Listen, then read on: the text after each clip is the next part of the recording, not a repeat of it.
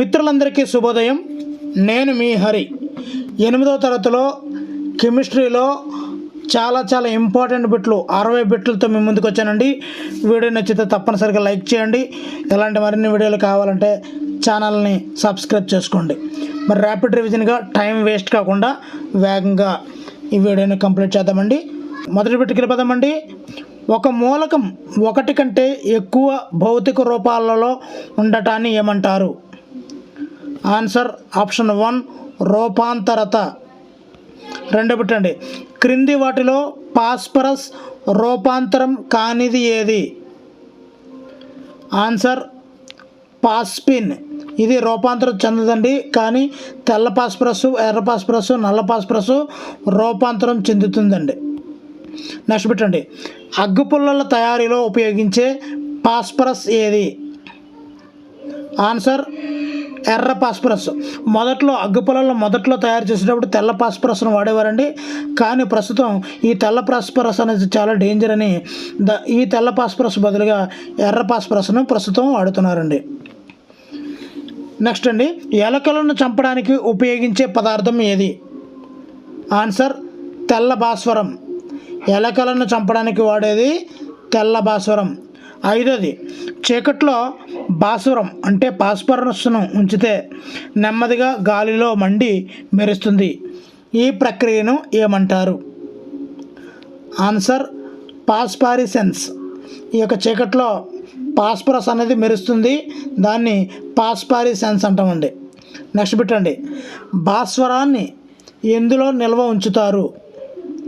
Answer నీటిలో నిల్వ ఉంచుతారండి ఈ భాస్వరాన్ని. నెక్స్ట్ బిట్టండి. క్రింది వాటిలో చీకట్లో మెరిసే పదార్థం ఏది? ఇందాక చెప్పుకున్నాము, భాస్వరం పెట్టచ్చు, లేకపోతే ఫాస్ఫరస్. ఓకేనండి. నెక్స్ట్ బిట్ చూద్దామండి. క్రింది వాటిలో బాహ్యనుక స్వభావం కలది ఏమిటి? ఆన్సర్ ఎర్ర భాస్వరం. బాహ్యనుక ఎర్ర భాస్వరం. తొమ్మిదోది. వెల్లుల్లి వాసన కలిగిన మూలకం ఏది? Answer phosphorus. ఫాస్ఫరస్ ఏ వాసన కలిగి ఉంటుంది? వెల్లుల్లి వాసన కలిగి ఉంటుంది. నెక్స్ట్ పెట్టండి. ఫాస్ఫరస్ సంబంధ పరిశ్రమల్లో పనిచేసే కార్మికుల దవడ ఎముకలు నశిస్తాయి. ఈ వ్యాధిని ఏమంటారు? ఆన్సర్ పాసిజా. పాకీజా కాదండి, పాసిజా. సో ఫాస్ఫరస్ సంబంధ పరిశ్రమల్లో పనిచేసేవారు అంటే అగ్గిపెట్టెల పరిశ్రమల్లో అలా పనిచేసే వాళ్ళకి ఈ యొక్క పాసిజా అనే వ్యాధి అనేది సంక్రమిస్తుందండి. 11వది. పొగల తెరలలో స్మోక్ స్క్రీన్లలో ఉపయోగించే సమ్మేళనం ఏది? Answer phosphine. ఈ ఫాస్ఫిన్ అనేది రూపాంతరం చెందదండి ఇది. సో దీన్ని పొగల తెరలలో ఉపయోగించే సమ్మేళనం. నెక్స్ట్. శీతల పానీయాల్లో వాడే ఆమ్లం ఏది? ఆన్సర్ ఫాస్ఫారిక్ ఆమ్లం. 13వ పెట్టండి. నావికుల సముద్రంలో వారి ఉనికిని తెలపడానికి ఉపయోగించే హోల్మే సంకేతాల్లో వాడే సమ్మేళనం ఏది? ఆన్సర్ కాల్షియం ఫాస్ఫేట్ అండి. నావికుల సముద్రంలో వారి ఉనికిని తెలపడానికి ఉపయోగించే హోల్మే సంకేతాల్లో వాడే సమ్మేళనం కాల్షియం ఫాస్ఫేట్. క్రింది వాటిలో అగ్గిపెట్టె పక్క భాగంలో ఉండని పదార్థం ఏది? Answer potassium chlorate. Potassium chlorate ఉండదండి. సో ఎర్ర భాస్వరం ఉంటుందండి, పక్కని సైడ్ని యాంటిమోని సల్ఫేట్ ఉంటుంది, గాజు పొడి ఉంటుంది, కానీ పొటాషియం క్లోరేట్ అనేది అగ్గిపెట్టె యొక్క సైడ్ రఫ్ చేస్తాం కదండి, ఆ ప్లేస్లో ఉండదండి. నెక్స్ట్ పెట్టండి. క్రింది వాటిలో ఫాస్ఫరస్ లభించే పదార్థం ఏది? ఫాస్ఫరస్ అనేది పై అన్నిటిలో కూడా లభిస్తుందండి. గుడ్డు సొనలో, ఎముక మధ్యలో, మెదడులో కూడా ఈ యొక్క ఫాస్ఫరస్ అనేది లభిస్తుంది. 16వదండి. అగ్గిపెట్టెల పరిశ్రమలో ప్రధానంగా వాడే మూలకం ఏది? ఆన్సర్ ప్రస్తుతం ఎర్ర భాస్వరం వాడుతున్నామండి. ఎర్ర భాస్వరం ఆల్రెడీ చెప్పడం జరిగింది. అగ్గిపుల్లను గీసినప్పుడు జరిగే ప్రక్రియ ఏమిటి? ఆన్సర్ ఆప్షన్ డి పైవన్నీ. చూద్దామండి. పెట్టె పక్క భాగంలో ఎర్ర భాస్వరం ఉంది, మండుతుంది. అగ్గిపుల్ల చివర యాంటిమోని ట్రైసల్ఫేట్ ఉంటుంది. కావలసిన ఆక్సిజన్ను పొటాషియం క్లోరైడ్ అందిస్తుంది. అందించిన తర్వాత ఈ ఎర్ర భాస్వరం అనేది తెల్ల భాస్వరంగా మారి అక్కడ యాంటిమోని ట్రైసల్ఫేట్తో చర్య పొంది ఈ యొక్క మంట అనేది వస్తుందండి. 18 అగ్గిపుల్ల తలభాగంలో పొటాషియం క్లోరైడ్తో పాటు ఏముంటుంది? ఆన్సర్ యాంటిమోని ట్రైసల్ఫేట్ ఉంటుందండి. పొటాషియం క్లోరైడ్, యాంటిమోని ట్రైసల్ఫేట్, బంకమన్ను ఈ 3 ఉంటాయండి. నెక్స్ట్ అండి, ఫాస్ఫరస్ పెంటాక్సైడ్ నీటిలో కరిగి ఏర్పరిచే ఆమ్లం ఏది? ఫాస్ఫరిక్ ఆమ్లం. ఎక్కడండి? ఫాస్ఫరిక్ ఆమ్లం. 25 అండి, ఎలుకలను చంపడానికి ఉపయోగించే విష పదార్థం ఏది? ఆన్సర్ జింక్ ఫాస్ఫేట్ అండి. జింక్ ఫాస్ఫేట్ ఎలుకలను చంపడానికి ఉపయోగించేది జింక్ ఫాస్ఫేట్. 21 అండి, వ్యవసాయంలో ఉపయోగించే ఏ రసాయనాల్లో నైట్రోజన్, భాస్వరం, ఎన్పికే అంటాం కదండి, అదండి ఎన్పికే ఎక్కువగా ఉంటాయి. ఆన్సర్ ఎరువుల కింద మనం ఎన్పికేని వాడతాం. నైట్రోజన్, ఫాస్ఫరస్, పొటాషియం వీటిని ఎరువుల్లో వాడుతుంటామండి. 22 సూపర్ ఫాస్ఫేట్ ఆఫ్ లైమ్ అనేది ఒక ఆన్సర్ ఫాస్ఫేటిక్ ఎరువు అండి. సూపర్ ఫాస్ఫేట్ ఆఫ్ లైమ్ ఫాస్ఫేటిక్ ఎరువు. 23 అండి, ఎముకల్లో ఫాస్ఫరస్ ఏ రూపంలో ఉంటుంది? ఆన్సర్ కాల్షియం ఫాస్ఫేట్ రూపంలో ఉంటుందండి. ఎముకల్లో ఫాస్ఫరస్ అనేది కాల్షియం ఫాస్ఫేట్ రూపంలో ఉంటుంది. 24 క్రింది వాటిలో రసాయన ఎరువుల్లో ఉండని మూలకం ఏది? ఇది గ్రూప్ 2లో కూడా పట్టదండి. రసాయన ఎరువుల్లో ఉండని మూలకం ఆన్సర్ క్లోరిన్ అనేది ఉండదు. ఎన్పికే ఉంటుందండి, కానీ క్లోరిన్ ఉండదు రసాయన ఎరువుల్లో. నెక్స్ట్ అండి, బేకింగ్ పరిశ్రమల్లో బేకింగ్ పౌడర్తో పాటు పిండిని గుల్లగా చేయడానికి ఉపయోగించే పదార్థం ఏది? Answer calcium dihydrogen phosphate. ఇది గుల్లగా తయారు చేయడానికి, పదార్థాలని గుల్లగా కరకరలాడే విధంగా చేయడానికి వీటిని ఉపయోగిస్తారు. పంటి ఎనామిల్లో ఉండే పదార్థం ఏమిటి? అంటే మన నోట్లో ఉన్నటువంటి పళ్ళలో ఎనామిల్లో ఉండే పదార్థం ఏది? Answer calcium hydroxy appetite. Next పెట్టండి 27 మానవ శరీరంలో కాల్షియం తర్వాత అత్యధికంగా ఉండే ఖనిజం ఏది? Answer phosphorus. అంటే మానవ శరీరంలో అత్యధికంగా ఉన్న మూలకం ఖనిజం ఏది? కాల్షియం అండి. ఆ తర్వాత ఫాస్ఫరస్. ఓకేనండి. 28 మానవ శరీరంలో ఫాస్ఫరస్ ఏ భాగంలో ఉంటుంది? ఆన్సర్ పైవన్నీ. ఎముకల్లో ఫాస్ఫరస్ ఉంటుంది, దంతాల్లో ఉంటుంది, కణజాలాలలో కూడా ఉంటుంది ఫాస్ఫరస్. శరీరంలో విటమిన్ బి సమర్థ వినియోగానికి అవసరమైన మూలకం ఏది? సో విటమిన్ బి సమర్థంగా వినియోగించుకోవాలంటే ఫాస్ఫరస్ అనేది అవసరం. 35 అండి, పళ్ళపై గారెను తొలగించి వాటిని తెల్లగా చేయడానికి ఉపయోగించే ఆమ్లం ఏది? ఆన్సర్ ఫాస్ఫరిక్ ఆమ్లం. సో మన పళ్ళ మీద ఈ యొక్క నల్లని గారెని పోగొట్టడానికి ఫాస్ఫరిక్ ఆమ్లం వాడతామండి. రక్తం గడ్డకట్టడానికి, కండరాలు సంకోచించడానికి ఏ లోహం అవసరం? సో రక్తం గడ్డకట్టడానికి కాల్షియం అవసరం. అదేవిధంగా కండరాలు సంకోచించడానికి కూడా కాల్షియం అనేది అవసరం. మొక్కల్లోని ఆకుపచ్చ రంగుకు కారణమైనటువంటి పత్రహరితం అనే సంక్లిష్ట పదార్థం ఇందులో ఉండే లోహం ఏది? అందులో ఒక లోహం ఉంటుందండి, ఈ క్లోరోఫిల్. పత్రహరితంలో ఉండే ఒక లోహం ఏది? Answer magnesium.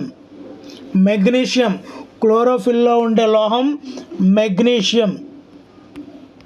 నెక్స్ట్ పెట్టండి, సున్నపు రాయి రసాయన నామం ఏమిటి? Answer calcium carbonate. సున్నపురాయి కాల్షియం కార్బోనేట్. 34దండి, సున్నపురాయి దేనివల్ల చలువరాయి మార్బుల్గా మారుతుంది? ఆన్సర్ అధిక పీడనం ఒత్తిడికి గురి చేయడం వల్ల సున్నపురాయి అనేది మార్బుల్గా మారుతుంది. నెక్స్ట్ పెట్టండి, టూత్పేస్ట్లో ఉపయోగించేవి ఏవి? Answer calcium carbonate, magnesium carbonate. Calcium carbonate, magnesium carbonate. Next అండి, ఎముకల పొడిలో ఉండే కాల్షియం సమ్మేళనం ఏది? Answer calcium phosphate. ఎముకల పొడిలో ఉండే కాల్షియం సమ్మేళనం కాల్షియం ఫాస్ఫేట్. నెక్స్ట్ పెట్టండి, క్రింది వాటిలో భిన్నమైనది ఏది? ఆన్సర్ బొగ్గు. ఇవన్నీ కూడా ఒకే జాతికి చెందినవండి. సో బొగ్గు మాత్రమే డిఫరెంట్. 38దండి, క్రింది వాటిలో సరికాని జత ఏది? ఆన్సర్ సున్నపు తేట కాల్షియం సల్ఫేట్ అనేది సరికాదు. ఇక్కడ ఏమేమి సరిపోతున్నాయో ఒకసారి చూద్దామండి, చాలా చాలా ఇంపార్టెంట్. సున్నపురాయికి మనం ఇంకో పేరు కాల్షియం కార్బోనేట్, పొడి సున్నాన్ని మరో పేరు కాల్షియం ఆక్సైడ్, తడి సున్నాన్ని కాల్షియం హైడ్రాక్సైడ్, ఈ విధంగా పిలుస్తారండి. సున్నపురాయికి మరో పేరు, పొడి సున్నానికి మరో పేరు, క్రింది వాటిలో డాష్. పొడి సున్నం కాల్షియం ఆక్సైడ్, తడి సున్నం కాల్షియం హైడ్రాక్సైడ్. ఈ విధంగా మనం పెట్టుకోవాల్సి ఉంటుందండి. ఈ బిట్లోనే 3 బిట్లు కవర్ అయిపోతుంటాయి. నెక్స్ట్ బిట్ అండి, ఇసుక, నీరు, సిమెంట్ కలిపిన మిశ్రమానికి పేరు? Answer motor. గచ్చు లేదా మోటార్ అంటామండి, గచ్చు లేదా మోటార్ అంటాం. క్రింది వాటిలో కాల్షియం కార్బోనేట్ ఉపయోగం కానిది ఏమిటి? కానిది, ఎముకలు విరిగినప్పుడు కట్టడానికి వాడారు కాల్షియం కార్బోనేట్. మరి ఏంటంటే దేనికి ఉపయోగం అవుతుందో కాల్షియం కార్బోనేట్ చూద్దామండి. మేలు రకం కాగితం తయారీలో వాడతారు. టూత్పేస్ట్లో చెప్పాను అంతా కాల్షియం కార్బోనేట్, మెగ్నీషియం కార్బోనేట్ వాడతారని. చూయింగ్ గమ్లో ఒక ఘటంగా కాల్షియం కార్బోనేట్ను వాడతారండి. చూయింగ్ గమ్లో, టూత్పేస్ట్లో, మేలు రకం కాగితం తయారీలో. ఓకేనండి. 41ది, క్రింది వాటిలో ఆమ్ల విరోధిగా వాడకూడని పదార్థం ఏంటి? Answer calcium sulphate. దీన్ని వాడరు. Magnesium hydroxide, calcium hydroxide, sodium bicarbonate, ఈ 3 కూడా వాడతారు. కాల్షియం సల్ఫేట్ అనేది ఆమ్ల విరోధిగా వాడకూడదు. నెక్స్ట్ అండి, నీటిని కలిపితే గట్టిపడే ఒక విశేష ధర్మాన్ని చూపే కాల్షియం పదార్థం ఏది? Answer plaster of Paris. నీరు తగిలితే అది గట్టిపడిపోతుందండి. ప్లాస్టర్ ఆఫ్ పారిస్ అంటే వినాయకులు తయారు చేస్తారు కదా, అలాంటిదండి. నెక్స్ట్ బిట్, సిమెంట్ పరిశ్రమకు ప్రధాన ముడిసరుకు ఏమిటి? ఆన్సర్ సిమెంట్ పరిశ్రమకు ప్రధానమైనటువంటి ముడి సరుకు సున్నపురాయి. నెక్స్ట్ బిట్ చూద్దామండి. 44ది, కాల్షియం అధికంగా ఉండే ఆహార పదార్థం ఏది? మరి కాల్షియం అధికంగా ఉండేది పాలు. పాలలో కాల్షియం ఎక్కువగా ఉంటుంది. నెక్స్ట్ అండి, ప్లాస్మాలో ఉండే లోహ అయాన్లు ఏవి? ప్లాస్మాలో కాల్షియం ఉంటుంది. ప్లాస్మాలో కాల్షియం ఉంటుంది. 46ది, ప్లాస్టర్ ఆఫ్ పారిస్ అనేది calcium sulphate, hemihydrate, calcium sulphate, hemihydrate. Next 47వ పెట్టండి, మానవ శరీరంలో కాల్షియం పరిమాణం ఎంత? మానవ శరీరం నుండి లోహం ఎక్కువగా ఏది ఉందండి? కాల్షియం కదా. దాని యొక్క పరిమాణం ఎంత ఉంటుంది అని అడుగుతున్నాడు. ఆన్సర్ మరి 1200 గ్రాములు.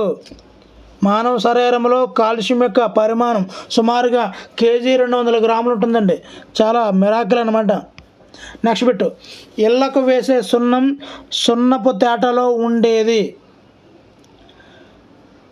Calcium hydroxide. కాల్షియం హైడ్రాక్సైడ్ అనేది సున్నపు తేటలో ఇంటికి వేసే సున్నములో కాల్షియం హైడ్రాక్సైడ్ ఉంటుంది. 49ది, తడి సున్నమును నీటిలో అవలంబనం చేస్తే వచ్చే సున్నపు తేటను పాన్ తయారీలో తమలపాకుపై రాస్తారు. ఈ సున్నపు తేటకు మరో పేరు చెప్పండి. మరి ఈ ఆన్సర్ తెలిస్తే కామెంట్ చేయండి తప్పనిసరిగా. మరి ఈ వీడియో నప్పిందా లేదా అనేది కూడా కామెంట్ చేయండి. చాలా ఇన్స్పిరేషన్గా ఉంటుంది. మీరు ఇచ్చే కామెంటు లైకే మమ్మల్ని ఎంతో ఉత్సాహాన్ని నింపి మరిన్ని గ్రాండ్ టెస్ట్లో మరిన్ని వీడియోలు చేసేలా ప్రోత్సహించిన వారు అవుతారు. మరి చాలామంది మిత్రులు వీడియో అయితే చూస్తున్నారు కానీ లైక్ చేయడం లేదు.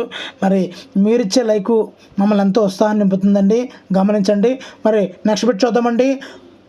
మరి ఈ ఆన్సర్ మాత్రం మీరు ఖచ్చితంగా డిస్క్రిప్షన్లో కామెంట్ బాక్స్లో కామెంట్ చేయండి. ఓకేనండి.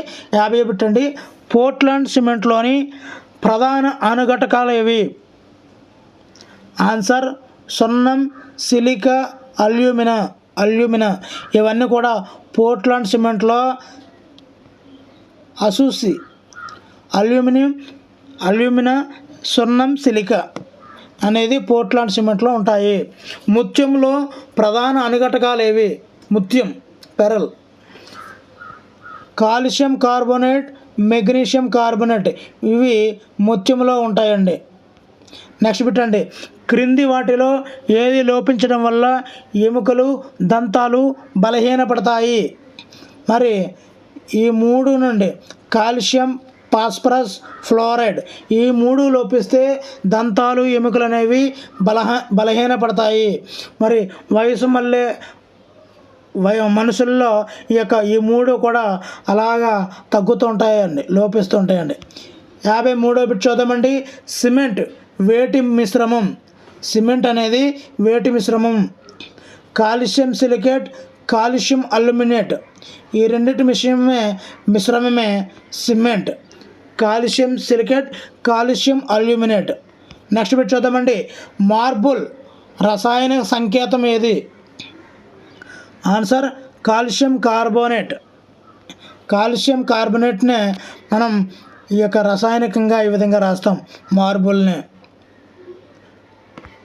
నెక్స్ట్ పెట్టండి. ఎమరాల్డ్లో ఉండే ప్రధాన మూలకం ఏది? ఎమరాల్డ్లో ఉండే ప్రధాన మూలకం బెరీలియం. Emerald beryllium. నెక్స్ట్ పెట్టండి. సిమెంట్కు జిప్సం కలపడానికి కారణం ఏమిటి? ఆన్సర్ నీరు కలిపినప్పుడు ప్రారంభ దశలో నెమ్మదిగా సెట్టింగ్ జరగడానికి ఈ యొక్క జిప్సం అనేది కలుపుతారు. లేదంటే వేగంగా సిమెంటు అతుక్కుపోయి ఆ తర్వాత ఎండ తగిలినప్పుడు పగిలిపోయే అవకాశం ఉంటుంది.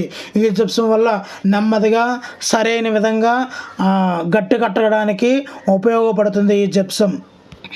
నెక్స్ట్ పెట్టండి. ప్లాస్టర్ ఆఫ్ పారిస్ను ఏ పదార్థం నుండి తయారు చేయవచ్చు?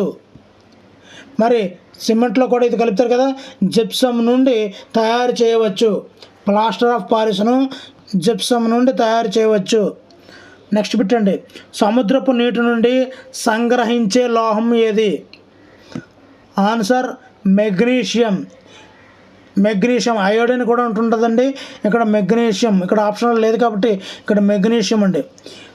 59వ పెట్టండి. మిత్రులు ఎవరో చూస్తున్నారు కానీ లైక్ చేయడం లేదు, దయచేసి లైక్ చేయండి. చాలా మంచి బిట్లు అండి. బాణాసంచా కాల్చినప్పుడు మిరుమిట్లు కలిపే తెల్లని కాంతినిచ్చే లోహం ఏది? మరి అలా కాంతినిచ్చే లోహం మెగ్నీషియం అండి. మరి లాస్ట్ పెట్టండి. 60వ బిట్టు. టపాకాయలు కాల్చినప్పుడు సింధూర ఎరుపు రంగునిచ్చే లోహం ఏది? సింధూర ఎరుపునిచ్చే లోహం స్ట్రాన్సియం అండి. మరి వీడియో నచ్చితే తప్పనిసరిగా లైక్ చేయండి. Thank you for watching. Me Hari signing out.